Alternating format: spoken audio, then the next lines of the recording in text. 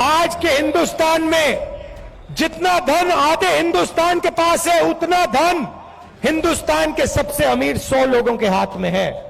क्या यह आपको सही लगता है? क्या आपको इसमें न्याय दिखाई देता है?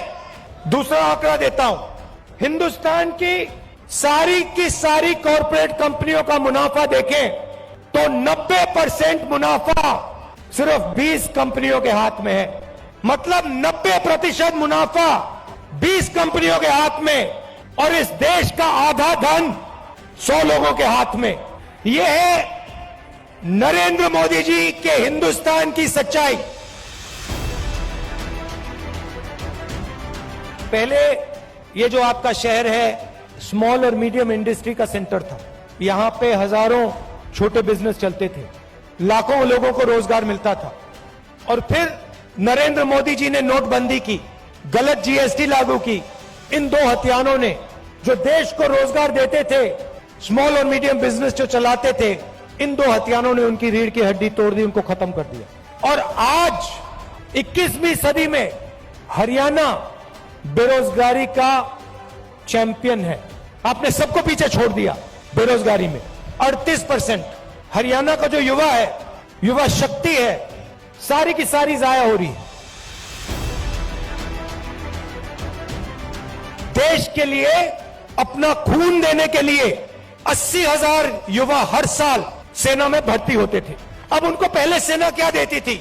सबसे पहले सेना उनसे कहती थी, देखो एक दिन ऐसा आ सकता है जब आपको हिंदुस्तान के लिए लड़ना पड़ेगा, शायद आपको शहीद होना पड़ेगा, मगर हम आपको एक बात की गारंटी देंगे कि दुनिया में सबसे बेहतर ट्रेनिंग हिंदुस्तान की सेना को, वायुसेना को, नेवी को हम देंगे। यह पहला वायदा हुआ करता था। हिंदुस्तान की सरकार कहती थी, तुम्हें हम बिना ट्रेनिंग दुश्मन के सामने कभी नहीं खड़ा होने देंगे, क्योंकि हम तुमसे प्यार करते हैं, हम तुम्हारा आदर करते हैं, हम तुम्हारे खून की रक्षा करना चाहते हैं। पहला वायदा। दूसरा वायदा, 15 साल आपको सर्विस मिलेगी। अगर आपको इतनी सी भी चोट लगी, इतनी सी चोट लगी उंगली पे, हम आपकी रक्षा करेंगे। जो भी आपको चाहिए हम आपको दे देंगे। यह था दूसरा वायदा। तीसरा वायदा, आपने इस देश के लिए अपना पूरी की पूरी आपने जिंदगी दी, आपने अपने बच्चे दे दिए, माता पिता दे दिए, परिवार दे दिया, अपने सारे के सारे सपने दे दिए। इस तिरंगे को रक्षा करने के लिए हम आपको पेंशन देंगे।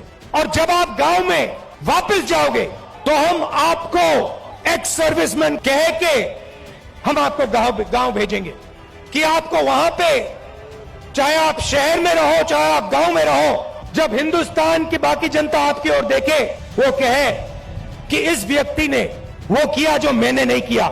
इस व्यक्ति ने अपनी जिंदगी इस देश को दी, अपना खून इस देश को दिया, अपने सपने इस देश को दिया, और इसीलिए मैं इस व्यक्ति का आदर करूंगा, इसका रिस्पेक्ट करूंगा।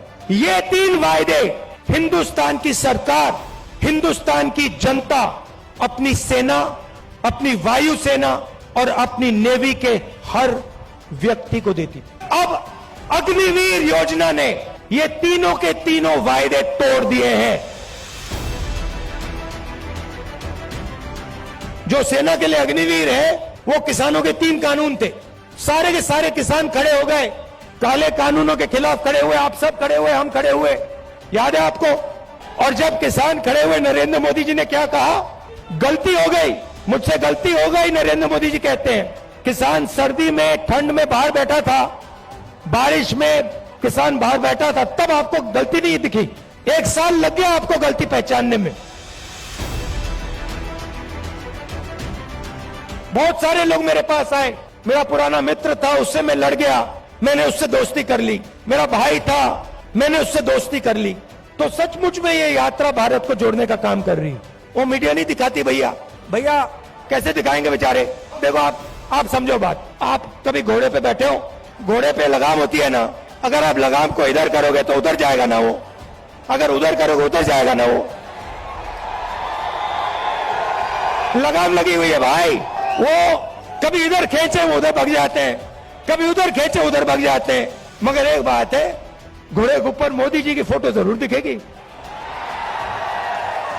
वो तो दिखेगी।